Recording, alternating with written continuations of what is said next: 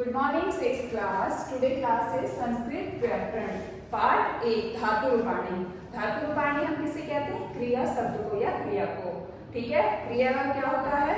जो किसी काम का होना या करना बताता है उसे हम क्रिया कहते हैं। तो चलिए हम पढ़ेंगे धातु रूपाणी के बारे में कि धातु क्या है।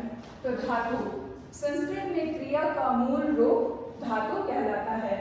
क्या है? संस्कृत में क्रिया का मूल रूप धातु कहलाता है। जैसे गच्छति, गच्छति का क्या अर्थ होता है? जाता है। क्या अर्थ होता है? जाता है। हिंदी में इसका अर्थ है जाता है। यहाँ पे देखेंगे जहाँ जाता है क्रिया को बताने के लिए गच्छति पद का प्रयोग हुआ है। किसका हुआ है? जाता है को बताने के लिए गच्छति पद का प्रयोग हुआ है, जिसमें मूल धातु क्या है? जो गच्छति है उसका मूल धातु क्या है? गम है। क्या है? गम है। ठीक है, अब इसके बाद हम देखेंगे क्रिया की मूल रूप धातु का प्रयोग लकार के रूप में करते हैं। किसके रूप में करते हैं? क्रिया का जो मूल रूप धातु होता है उसको हम लकार के रूप में प्रयोग करते हैं। ठीक है, तो हम देखेंगे संस्कृत में मुख्यतः 5 लकारों का प्रयोग किया जाता है। कितने लकारों का? 5 लकारों का प्रयोग किया जाता है। अब हम देखेंगे कौन कौन से हमारे।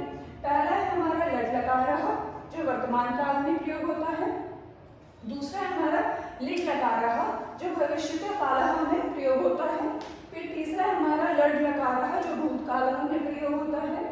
और चौथा है हमारा लोट लकार जो आज्ञार्थक काल में होता है। अर्थात आज्ञा के लिए लोट लकार का प्रयोग होता है। पांचवा हमारा व्यतिरिक्त लकार जो संभावना या चाहिए अर्थ में प्रयोग होता है। संभावना मतलब किसी भी चीज के होने की संभावना हो, वहां पे व्यतिरिक्त लकार का प्रयोग होता है। अब हम देखेंगे धातु रूप में वचन के कितने प्रकार होते हैं। धातु रूप में वचन के 3 प्रकार हैं। कितने प्रकार हैं? 3। एक वचन, द्विवचन और बहुवचन। एक वचन पर हम जानेंगे एक वचन क्या है। एक वचन वो है जहाँ एक का बोध हो वो एक वचन होता है, जहाँ 2 का बोध हो वो द्विवचन होता है, जहाँ पे 2 से अधिक का बोध हो वो हमारा बहुवचन होता है। ठीक है, अब इसके बाद हम पढ़ेंगे धातु रूप में पुरुष के कितने प्रकार होते हैं। धातु रूप में पुरुष के 3 प्रकार होते हैं। कौन कौन से? प्रथम पुरुष, मध्यम पुरुष और उत्तम पुरुष। हम पहले देखेंगे प्रथम पुरुष किसे कहते हैं। तो प्रथम पुरुष जो होता है हम जिसके बारे में बात कर रहे हो, मतलब जब हम किसी के बारे में बात हो या किसी के बारे में जिसके भी बारे में हम बात कर रहे हो हमारा प्रथम पुरुष होता है। फिर दूसरा हमारा मध्यम पुरुष, सुनने वाला। जब हम किसी से बात करता है जो हमारी बात सुनता है उसे हम मध्यम पुरुष कहते हैं। और उत्तम पुरुष, बोलने वाला। जब 2 बार जो हमारी बात सुन रहा है जो बोलने वाला होता है वो हमारा उत्तम पुरुष होता है। अब हमारे हमने जाने कि पुरुष कितने होते हैं। अब हम जानेंगे कर्ता के बारे में कि कर्ता हमारे कौन कौन से हैं, तीनों वचनों में और तीनों पुरुषों में। ठीक है, तो पुरुष हमारे प्रथम पुरुष, मध्यम पुरुष, उत्तम पुरुष, इसमें एक वचन, द्विवचन और बहुवचन। अब देखेंगे पहले देखेंगे प्रथम पुरुष में। यहाँ पे देखेंगे शह। एक वचन में क्या है हमारा प्रथम पुरुष? शह। शह का अर्थ है वह। वह हमारा मतलब किसी के लिए भी हो सकता है। वह ये हमारे स्त्रीलिंग में है। और यहाँ पे हम जब ये पुल्लिंग में है और स्त्रीलिंग में भी हमारा वह भी हम बोल सकते हैं। स्त्रीलिंग में हमारा जो होता है वो जाता है सा, और ये हमारा होता है पुल्लिंग में, ये होता है स्त्रीलिंग में। ठीक है, उसके बाद हम देखेंगे इसका क्या अर्थ होता है। मैंने आपको वह। अब इसमें द्विवचन में देखेंगे तौ। तौ का अर्थ होता है वह दोनों। फिर बहुवचन में है ते। ते का अर्थ है वह सब। उसके बाद मध्यम पुरुष में आप देखेंगे त्वयं। त्वयं का अर्थ क्या होता है? तुम। और द्विवचन में हमारा मध्यम पुरुष क्या है? युवाम। युवाम का अर्थ क्या होता है? तुम दोनों। और युवम का अर्थ होता है तुम सब। अब उत्तम पुरुष में तीनों वचनों को पढ़ेंगे। पहले हमारा है अहम। अहम होता है मैं, इसका अर्थ होता है मैं। आवाम का अर्थ होता है हम दोनों।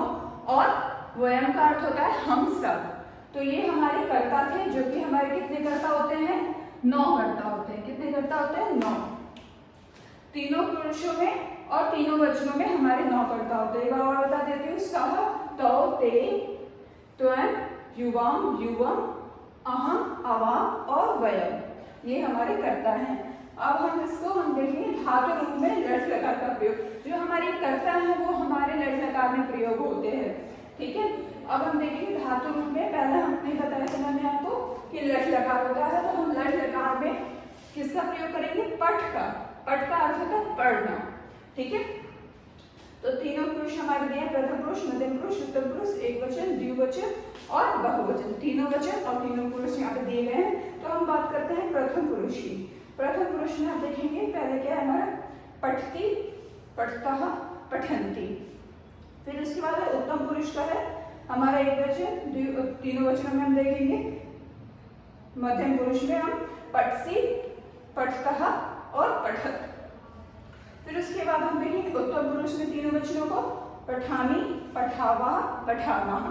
ये हमारा है लट लकार का पठ का धातु, ठीक है। तो अब इसमें हम देखेंगे जो हमने लिखा है यहाँ पे पठ, तो हमने पठ में क्या ऐसा लगाया जो हमारा लट लकार बन गया। तो आप देखेंगे सब जगह आप देखेंगे यहाँ पठ पठ लिखा हुआ है, ये पठ है, यहाँ पे भी पठ लगा है। हमने पीछे ये प्रत्यय लगा के पठ में हमने लट लकार का धातु बनाया है, ठीक है।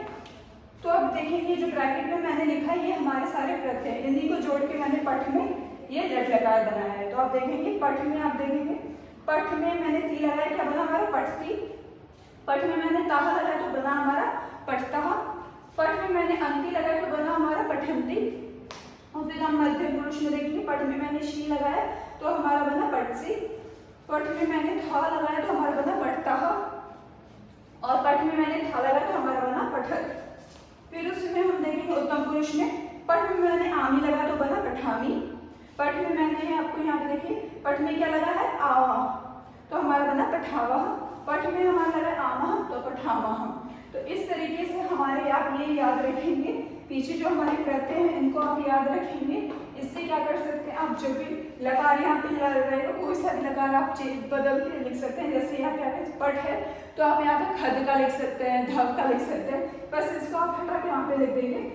जैसे आप यहाँ पे देखेंगे इसको हटाएंगे हम, खद धातु का यहाँ पे लिखेंगे खद, तो ये हमारा क्या बन जाएगा खदती। तो इस तरीके से आप क्या कर सकते हैं, अलग अलग धातुओं बना सकते हैं, ठीक है। तो इसके लिए आपको ये जो हमारे प्रत्यय के पीछे जो ब्रैकेट में बने हैं उसको याद रखना होगा, ठीक है। उसके बाद मैंने एक नोट लिखा है, इसको आपको याद रखना है। जिस पुरुष वचन का कर्ता होगा क्रिया भी उसी वचन की होगी। क्या है, जिस पुरुष वचन का कर्ता होता है क्रिया भी उसी वचन की होती है। तो आपका ये था धातु रूपाणी जो मैंने समझा दिया। आई होप आपको समझ में आया होगा। इसको आपको अच्छे से रिवाइज करना है होमवर्क में, तभी आपको ये और अच्छे से समझ में आएगा। Thank you.